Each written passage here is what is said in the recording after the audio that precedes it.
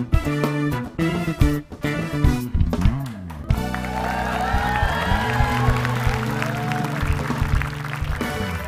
ngomongin kesuburan, sebenarnya milik dua jenis ya, pria juga, wanita juga. Nggak cuma wanitanya ada, itu prianya aja. Tapi kenapa kebanyakan yang konsultasi wanita? Dikarenakan mungkin cowoknya tuh ada egonya, apa segala macam. Iya. Nah, kebanyakan permasalahan yang dimiliki pria mengenai kesuburan tuh di daerah mana sih, Dok? Satu, jangan lupa bahwa pria itu juga kadang-kadang tidak sadar bahwa misalnya dia ada varikokel. Nah, varikokel itu adalah adanya pembuluh darah vena pada kedua buah zakarnya. Nah, itu mengakibatkan suhu di sana panas sehingga akhirnya menurunkan kesuburan. Oh, kalau suhunya panas? Iya, karena harus berbeda 1 derajat sampai 1,5 derajat dengan suhu badannya supaya produksi spermanya menjadi baik. Kalau panas bikin nggak subur? Bikin nggak subur. Makanya banyak sekali supir truk yang dulu mesinnya di bawah itu banyak yang nggak bisa punya anak.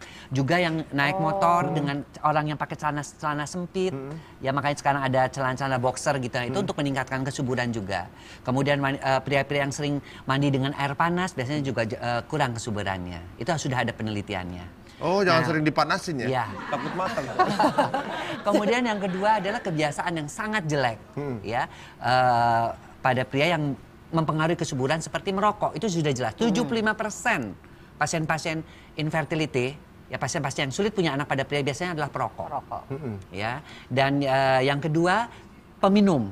Ya, karena kalau merokok nikotinnya merusak, membunuh sperma. Bahkan kita pernah membandingkan sperma seorang perokok dan sperma seorang yang normal. Sperma perokok itu kalau ngelihat telur dia diam aja, malah dia tripping, gemeter. Dia yang perokok? Yang perokok. Ada banyak asapnya gitu. Bukan, dia jadi nggak bisa datengin telurnya. Males Sementara kalau yang sperma yang tidak merokok dia langsung lihat telur didatengin. Kedua, mereka-mereka yang minum minuman keras, ya, alkohol, itu biasanya produksi spermanya jelek. Ya, jadi jumlahnya yang turun. Oh, bukan spermanya yang mabuk, bukan? Bukan, itu nggak mabuk, tapi jumlahnya sedikit, sehingga juga untuk membuat telur sulit. Dan banyak ditemukan sperma-sperma yang bentuknya abnormal. Jadi kepalanya gede, ekornya pendek, ya, antara badan dan kepala spermanya juga tidak sesuai. Oh, jadi bentuknya juga bisa merubah gara-gara kebiasaan yang jelek seperti itu. Minuman beralkohol, merokok. Nah, yang paling bagus adalah mereka-mereka juga ditambah dengan olahraga. Kalau mereka olahraga dan pemilihan makanannya bagus, biasanya spermanya juga sampai usia tua. Pria itu sampai usia 70 tahun pun masih bisa punya anak. Wah, menarik. Bahkan Charlie Chaplin itu pada usia 80 tahun dia punya anak. Masih bisa punya anak. Oh gitu. Tapi maksudnya istrinya dia, tapi anaknya anak dia, bukan anak orang. Oh, anak dia. Oh iya. Artinya pria itu asal dia bisa menjaga kesehatannya sampai usia tua. Kalau wanita kan menopause sudah nggak bisa kan. Kalau pria terus sampai usia 80 tahun pun asal dia bisa menjaga makanannya, kemudian dia juga tetap berolahraga, alat reproduksinya tetap sehat, masih bisa menghasilkan keturunan. Waduh, berarti harus sama-sama kita jaga, apalagi untuk Anda yang memiliki kebiasaan-kebiasaan yang mengancam kesuburan. Berikut kita juga memberikan info, persis seperti kata Dr. Boyke, kebiasaan yang mengancam kesehatan pria. Apa saja? Silakan Esti. Yang pertama betul, merokok. merokok. Ternyata memang bisa mengancam kesuburan pria. Itu juga berkontribusi terhadap tekanan darah tinggi dan penyakit jantung. Selain itu, kebiasaan merokok merupakan penyebab utama dari banyak jenis kanker, termasuk kanker paru-paru, tenggorokan, dan mulut. Bahkan 90% kasus kanker paru-paru secara langsung dikaitkan dengan kebiasaan merokok. Nah, mulai sekarang. Berarti kan itu positifnya. Apa tuh? Merokok itu positif kanker, positif jantung. Bukan positif juga. Terus kalau yang merokok tuh orangnya memang awet muda. Awet muda, Karena benar. tidak pernah ada yang sampai tua. Udah langsung ya. Benar-benar. Biasanya katanya para perokok itu dekat dengan Tuhan katanya. Iya benar. Dekat sama Tuhan. Saking dekatnya langsung dipanggil. Oke, berikutnya. Yang kedua benar sekali apa kata Dr. Boyke, apa tuh? Gitu. Yaitu mandi air panas. Nah, kalau mandi air panas itu juga bisa mengurangi tingkat kesuburan. Seberapa panasnya atau ada pokoknya nggak boleh lebih dari Iya, kalau bisa mandi jadi? air panas sebentar sih boleh ya sebentar. Tapi kalau terlalu sering, hampir tiap hari dia melakukan mandi air panas sampai berbulan-bulan, lama-lama produksi spermanya akan berkurang jauh. Kalau dingin malah tahan? Kalau dingin malah lebih baik. Oh gitu. Berarti kebanyakan. Pah, nanti air panas di rumah itu dimatiin aja. Nggak pernah. Mandinya air dingin. Mandinya air dingin, ya. Kamu rendam-rendam jangan di air panas. Itu kompor matiin juga sekalian. Sebenarnya suami apa pembantu sebenarnya? Emang mau anak lagi? Enggak. Berarti di sini kelihatan bahwa sperma itu lebih tandingin karena sperma biasanya bawa jaket. Berikutnya. Tandingin. Ini benar juga nih apa yang Pola dikatakan makan dokter. yang buruk, Benar, pola sama makan juga. yang buruk Iya. sangat mempengaruhi kesuburan juga. Sebenarnya makanan-makanan apa aja sih yang bisa membuat kesuburan itu bertahan ataupun semakin baik gitu? Ya, biasanya kita pada pasien-pasien yang pria-pria kurang subur ya, kita anjurkan lebih banyak makan kerang. Kerang itu banyak oyster, itu banyak mengandung zinc.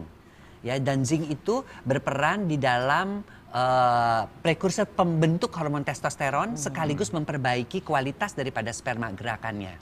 Oh, Ya. gerakannya Iya. dianya. Oh, dia ada koreografinya di situ.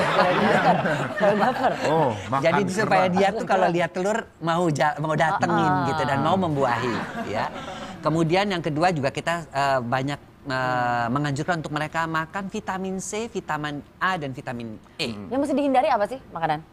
Makanan yang mesti dihindari adalah yang terlalu banyak lemak dan terlalu manis, ya seperti jeroan, otak, lemak-lemak tinggi. Coklat Ya, bukannya?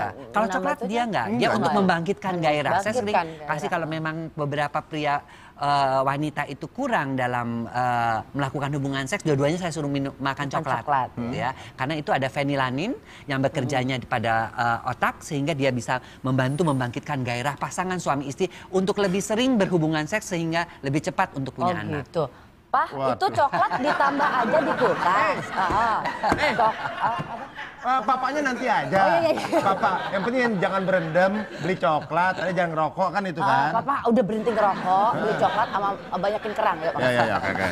Ya ingat, yang terakhir tadi adalah pola makan yang buruk itu jauh lebih buruk dibanding pola wajah yang buruk. Ya, untuk lebih dalam kita berbincang mengenai masalah kesuburan dan seksualitas ini, kita akan ketemu dengan seorang pakar psikologi seksual, seorang wanita cantik, inilah dia Zoya Amir.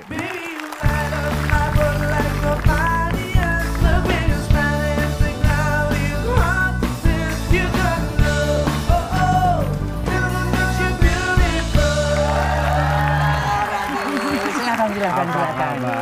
Waduh, ini lengkap nih ya. Dari segi kedokteran ada, dari segi psikologis juga ada. Nah, kalau dari sisi psikologis nih, saya sebentar saya mau tanya dulu. Sebagai seorang psikolog kok ngambil jurusannya khusus untuk seksualitas ini? Karena satu penasaran pertamanya. Penasaran apa doyan ini agak beda-beda tuh. Iya. Oh, sekalian pelajari ya. Kan bisa buat ini sekalian buat berobat jalan juga Berobat ya. Oh, jadi memang kebetulan mungkin jarang yang ngambil bidang ini. Bukan jarang, belum ada. Belum ada. Semua seksolog yang bersertifikat di Indonesia itu laki-laki dan latar belakangnya dokter gitu ya.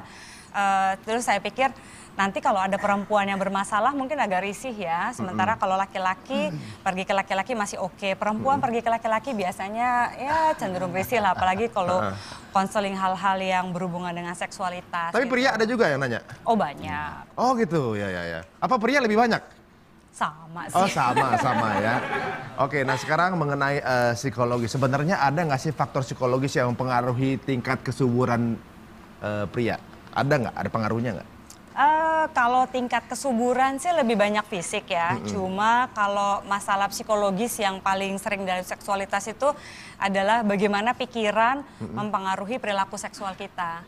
Gitu. Jadi kalau pada laki-laki masalah-masalah psikologis berhubungan dengan seksualitas yang paling sering tuh apa sih kalau bercandaan saya nih gitu, bahwa laki-laki itu kan kepalanya ada dua, di atas sama di bawah kan gitu ya. Jadi Jadi kalau kepalanya di atas Iya. sakit, di bawah juga. kalau misalnya kebanyakan kepake yang di bawah juga salah gitu ya.